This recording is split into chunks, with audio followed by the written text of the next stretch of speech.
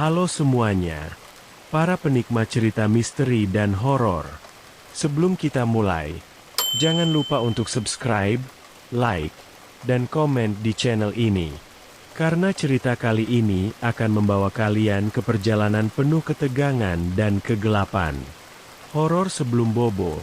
Kali ini menceritakan kisah Rani, seorang jurnalis muda yang pindah ke apartemen cendana untuk melupakan masa lalu. Namun, suara-suara bisikan, bayangan gelap, dan langkah kaki tanpa jejak mulai mengusik ketenangan barunya. Ketika Rani mencoba menggali sejarah apartemennya, ia menemukan rahasia mengerikan. Gedung itu dibangun di atas jalur kereta bawah tanah tua yang menyimpan tragedi kelam. Rasa penasaran Rani membawanya ke terowongan gelap, tempat bayangan hidup dan jeritan jiwa-jiwa terperangkap menyelimuti.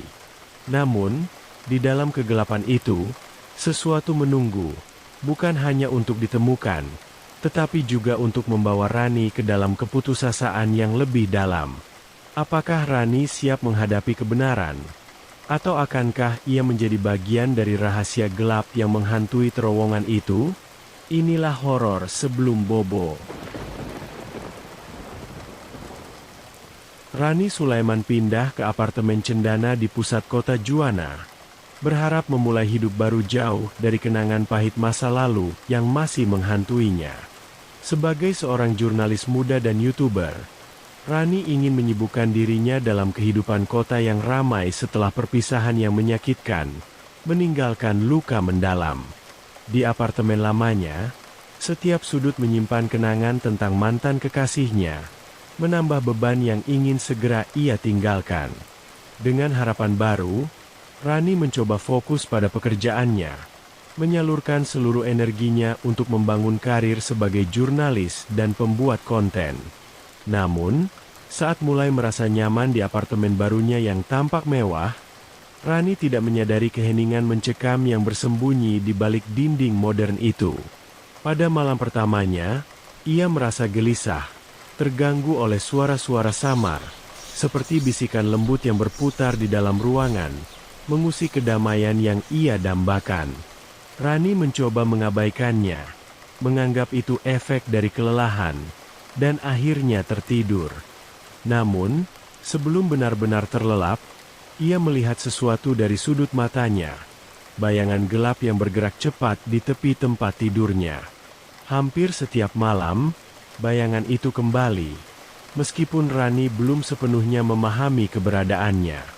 Hari-hari berubah menjadi minggu, dan bisikan itu semakin keras, merobek ketenangan Rani dengan intensitas yang menakutkan. Apa yang sebelumnya terdengar seperti gumaman samar kini berubah menjadi tawa histeris atau tangisan memilukan, bergema di dalam dinding apartemennya yang terasa semakin sempit setiap harinya. Setiap malam, Rani terbangun dengan jantung berdegup kencang, terperangkap dalam ketakutan dan kebingungan, berusaha keras memahami kata-kata yang menggoda indranya, namun selalu menghilang begitu saja. Langkah kaki terdengar menggema di lorong, tetapi setiap kali Rani membuka pintu untuk memeriksa, tidak ada siapapun di sana. Langkah-langkah itu memiliki irama, seolah-olah selaras dengan detak jantungnya yang berdebar. Seringkali diakhiri dengan suara pintu berderit, meskipun semua pintu tetap terkunci rapat.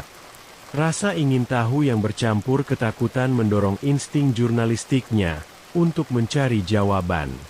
Akhirnya, Rani menghubungi Nadia, seorang penghuni di lantai yang sama yang telah tinggal di gedung apartemen itu selama lebih dari 5 tahun. Mereka bertemu di lift saat pulang kerja. Ekspresi ceria Nadia dengan cepat berubah muram ketika Rani mulai menceritakan pengalamannya. Nadia menatapnya dengan pandangan yang seolah menyimpan rahasia kelam. Dengan suara rendah, Nadia mengakui bahwa ia juga merasakan hal-hal aneh ketika pertama kali pindah ke apartemen itu. Bisikan dan langkah kaki tak terlihat telah menjadi bagian dari kehidupan sehari-harinya, sampai ia memutuskan untuk mengabaikannya. Namun, meskipun Nadia mencoba membiasakan diri, rasa takut itu tidak pernah benar-benar hilang. seperti bayangan yang selalu mengintai di sudut matanya, siap menyerang ketika ia lengah.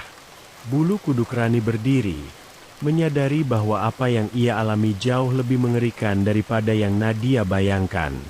Setelah berbagi cerita, Nadia menyarankan mereka untuk bertemu dengan Sita, seorang warga lokal yang dikenal sebagai pemandu tur hantu paruh waktu. Sita tinggal di pinggiran kota dan terkenal di kalangan penduduk setempat, karena pengetahuannya tentang legenda urban yang menghantui kota tersebut. Ia tinggal di sebuah rumah kecil yang tampak hampir terlupakan oleh waktu. Ketika Rani dan Nadia tiba di rumah Sita, mereka langsung merasakan sesuatu yang aneh. Pintu kayu tua itu berderit saat mereka mendorongnya terbuka, membawa mereka ke ruang tamu yang remang-remang dan suram. Cahaya redup dari lampu kecil yang tergantung di langit-langit, memancarkan bayangan aneh yang menari di dinding. Ruang tamu itu dipenuhi perabot antik berdebu, karpet lusuh, dan rak kayu yang penuh dengan benda-benda aneh. Patung kecil, botol kaca berisi cairan tak dikenal, dan foto-foto lama dengan mata yang seolah mengikuti setiap gerakan mereka. Aroma tak biasa memenuhi udara, campuran kayu lapuk, lilin yang sudah lama padam, dan sesuatu yang lain, sesuatu yang lebih magis dan misterius, seolah-olah ruangan itu sendiri menyimpan rahasia yang tak bisa diungkapkan. Meskipun suasana yang menekan dan menyeramkan merayap di sekitar mereka, Rani dan Nadia berusaha tetap tenang. Mereka duduk dengan hati-hati di sofa tua yang berderit, mencoba menahan rasa takut yang merayap ke tulang punggung mereka. Sita, dengan sikap tenang namun sedikit misterius, menyambut mereka dan setuju untuk membagikan pengetahuannya tentang apartemen tempat Rani dan Nadia tinggal. Apartemen itu dibangun di atas jalur kereta bawah tanah tua, kata Sita dengan suara rendah dan penuh arti sambil menyelipkan sehelai rambut di belakang telinganya. Jalur itu telah lama ditinggalkan, tetapi ceritanya tetap hidup, berbisik di setiap sudut gelap. Beberapa orang mengatakan bahwa arwah mereka yang meninggal selama pembangunan jalur itu masih berkeliaran di jalanan ini, mencari kedamaian atau mungkin mencari korban baru. Suaranya seolah bergetar di udara, membuat suasana semakin tegang. Saat Sita berbicara, Rani merasakan dingin yang menusuk dan menyesakkan, seolah-olah ruangan itu perlahan mengecil, menekan mereka dari segala arah. Ruang tamu yang sudah terasa aneh kini berubah jauh lebih menyeramkan, seolah-olah bayangan di dinding bukan sekadar bayangan biasa, tetapi sesuatu yang hidup, mengawasi, dan menunggu. Setelah pertemuan dengan Sita, rasa penasaran Rani semakin membesar.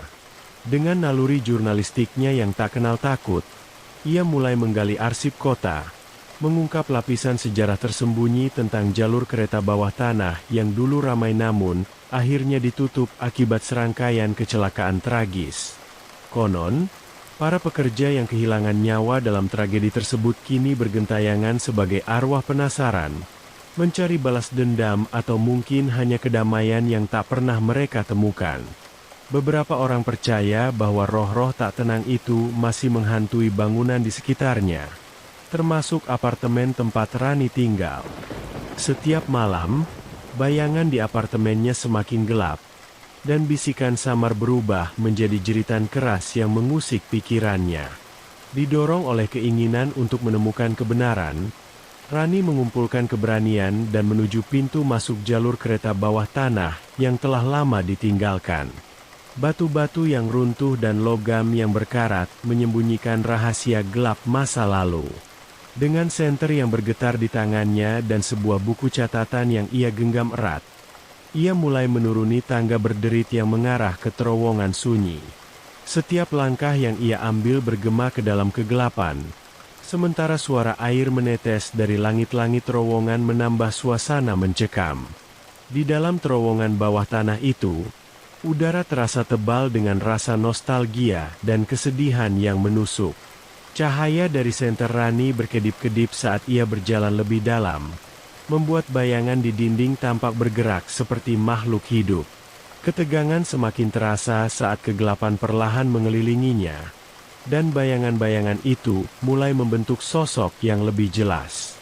Samar-samar, wajah-wajah pucat muncul dari kegelapan. Seorang pria muda dengan pakaian compang-camping, seorang pekerja yang tubuhnya penuh debu, mata mereka dipenuhi keputusasaan, seolah-olah memohon untuk didengarkan. Rasa takut mencengkeram hati Rani, membuat napasnya tertahan, tetapi ia menolak untuk mundur.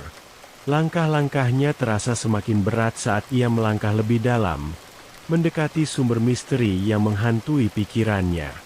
Ia merasakan dingin yang tidak wajar, seolah-olah sesuatu bernapas di belakangnya, tetapi saat ia berbalik, hanya ada kegelapan yang mengelilinginya. Dengan tangan yang gemetar, Rani mengeluarkan perekam suara, mencoba merekam setiap bisikan, setiap cerita yang ingin disampaikan oleh arwah-arwah itu. Kegelapan semakin pekat, dan dalam keheningan yang menakutkan, Rani tahu ia tidak sendirian di dalam terowongan itu. Sesuatu, atau seseorang, mungkin banyak, sedang mengawasinya. Apa yang kau cari? Rani berbisik. Suaranya gemetar dan nyaris hilang di dalam dinginnya keheningan terowongan. Sebuah kekuatan misterius membuatnya tetap berdiri di depan sekumpulan bayangan yang semakin jelas dan semakin mengerikan. Rani sepenuhnya sadar bahwa ia sedang menghadapi sosok-sosok yang ditakuti banyak orang. Makhluk-makhluk yang hanya berani dibayangkan dalam mimpi buruk. Salah satu bayangan bergerak maju, lebih tinggi dari yang lainnya, dengan mata berkilauan yang menatap Rani tajam hingga ke dalam jiwanya. Secara naluriah, ia mulai mundur, didorong oleh keinginan untuk bertahan hidup, tetapi bayangan itu terus mendekat, menatapnya dengan intensitas yang hampir membuatnya lumpuh karena takut. Senternya terlepas dari tangan, jatuh dan berguling di lantai, meredupkan cahaya terakhir yang dimilikinya, membuat bayangan di depannya semakin tak jelas tetapi jauh lebih menakutkan. Bayangan itu terus mendekati Rani, hingga punggungnya menempel pada dinding terowongan yang dingin dan lembab. Tidak ada jalan keluar. Terperangkap, Rani hanya bisa merasakan napasnya yang semakin cepat. Jantungnya berdetak liar di dadanya, seolah-olah sedang diremas. Tiba-tiba, bau tajam yang menusuk memenuhi hidungnya, memaksanya limbung dan melemah. Pandangannya mulai kabur, dan ia melihat semakin banyak bayangan. Sosok-sosok tanpa wajah muncul dari kegelapan, seolah-olah terbuat dari kabut tebal yang beracun. Sosok-sosok itu mengelilinginya, menatap dengan mata kosong yang penuh penderitaan tak terucapkan. Ketakutan mencengkeram Rani, membuat tubuhnya bergetar hebat. Di antara kerumunan bayangan itu, ada satu sosok dengan wajah setengah terbakar, seolah-olah mencerminkan rasa sakit dari masa lalu yang tak pernah bisa dilupakan. Sosok lain memiliki tangan yang mencakar udara, mencoba meraih Rani, seolah-olah ingin menyeretnya ke dalam kegelapan abadi bersama mereka. Rani bisa mendengar jeritan bisu di telinganya, suara-suara jiwa yang terperangkap di dalam terowongan, memohon, menuntut, mengutuk. Suara itu semakin keras, semakin kacau, hingga Rani merasa kehilangan akal. Dalam kegelapan yang seolah semakin menelannya, Rani tahu ia tidak bisa melarikan diri. Sensasi dingin mulai merayap di tubuhnya, seolah-olah kegelapan itu perlahan meresap ke dalam kulitnya, membuatnya merasa kosong dan tak berdaya. Di hadapan bayangan-bayangan itu, Rani merasa kecil dan tak berarti. Dan untuk sesaat, ia merasakan ketakutan yang begitu mendalam hingga mungkin tak akan pernah hilang. Rani hampir kehilangan kesadaran. Pandangannya menggelap. Hanya suara air yang menetes dalam keheningan yang masih bisa ia dengar. Perlahan, sebuah suara berbisik terdengar, samar tetapi jelas, mengatakan, "Tolong aku."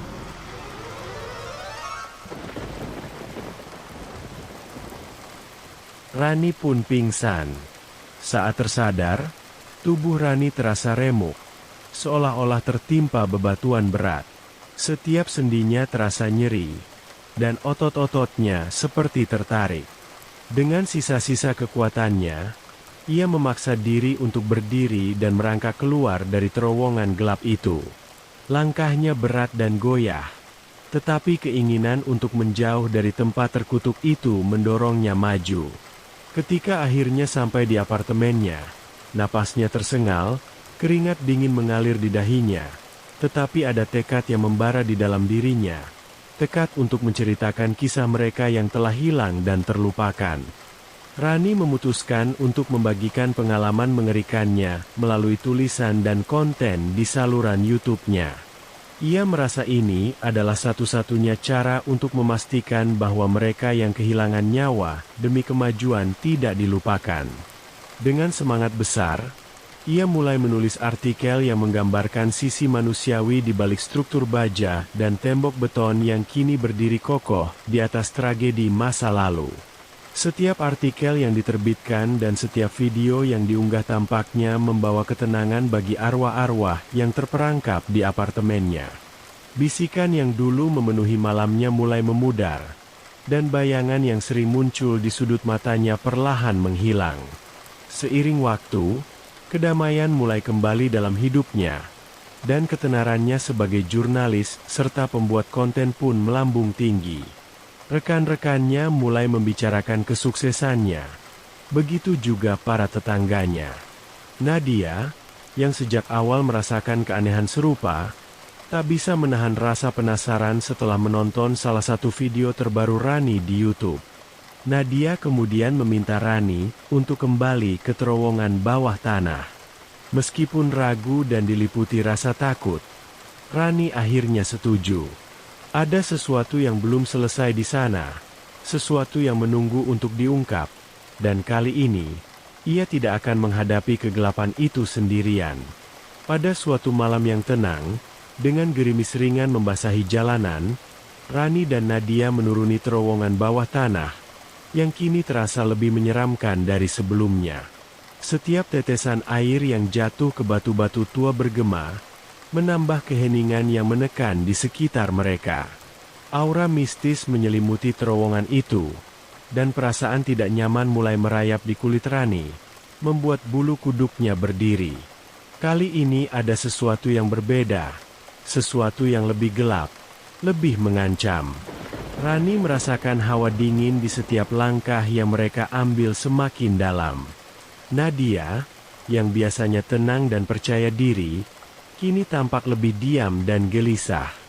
Rani bisa merasakan ketegangan di antara mereka, seolah Nadia menyembunyikan sesuatu yang penting tetapi ragu untuk mengungkapkannya.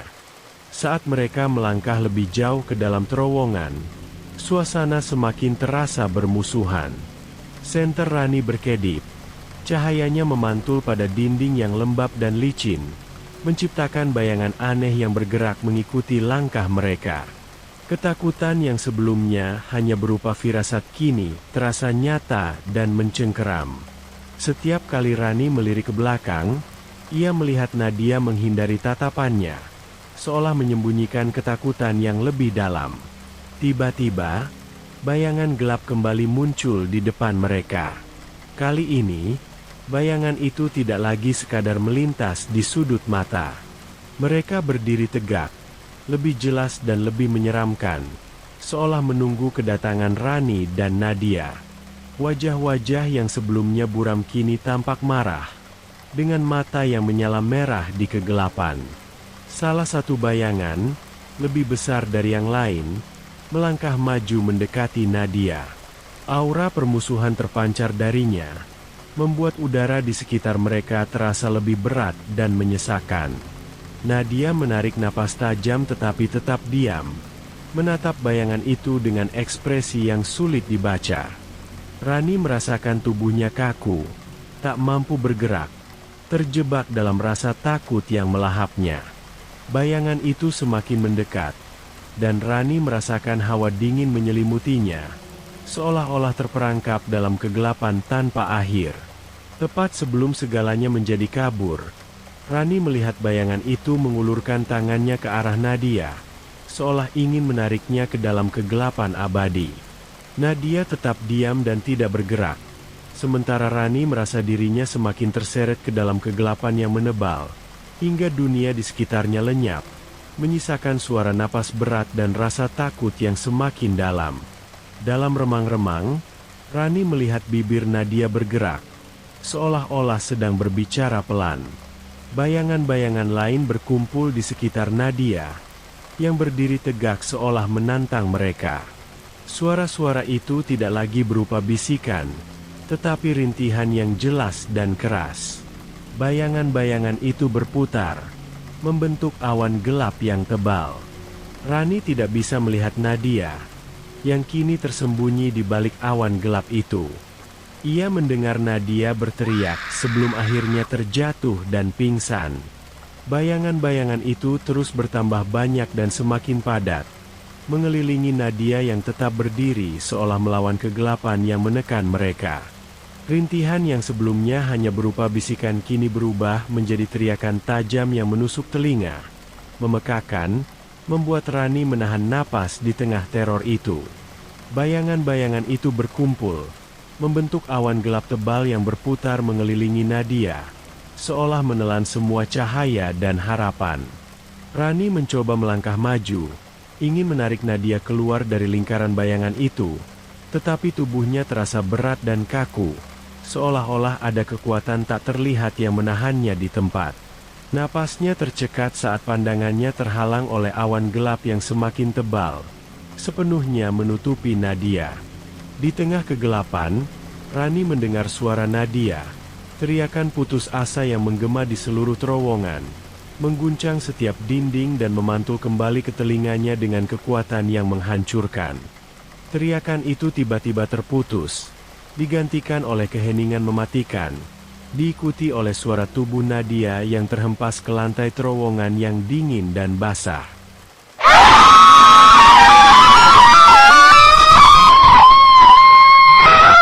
Rani tidak bisa melihat Nadia, yang sepenuhnya tersembunyi oleh awan gelap yang kini tampak mendekat ke arahnya.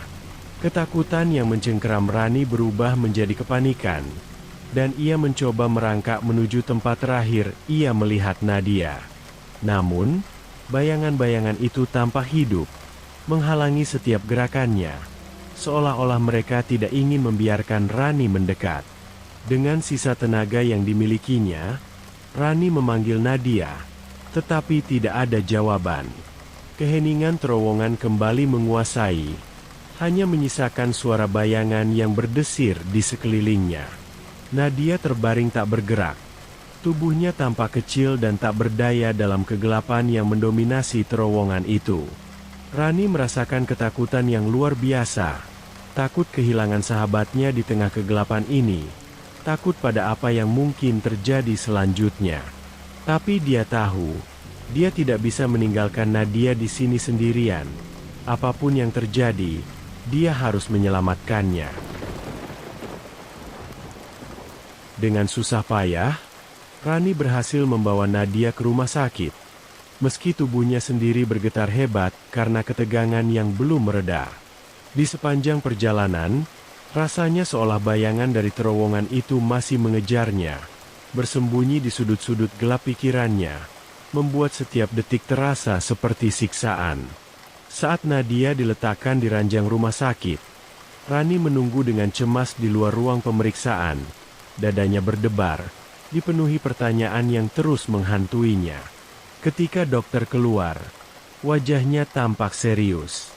Nadia mengalami trauma psikologis yang parah, katanya dengan suara tenang namun penuh kekhawatiran. Dia kesulitan berbicara, seolah ada sesuatu yang menghalangi ingatannya. Rani merasakan dadanya sesak. Trauma? Apa yang sebenarnya terjadi di terowongan itu? Mengapa Nadia begitu terpengaruh? Pertanyaan-pertanyaan itu terus berputar di pikirannya. Nadia kini terbaring lemah, tatapannya kosong, dan bibirnya bergetar seolah mencoba mengatakan sesuatu yang tak terdengar. Seiring waktu berlalu, Kegelisahan Rani semakin kuat. Ada sesuatu yang aneh sejak awal perjalanan mereka ke terowongan itu. Sebuah perasaan yang belum pernah ia alami ketika ia pergi ke sana sendirian sebelumnya. Kali ini, kegelapan terasa lebih pekat, dinginnya lebih menusuk, dan bisikan-bisikan itu terasa lebih nyata, lebih mematikan. Apa yang sebenarnya terjadi?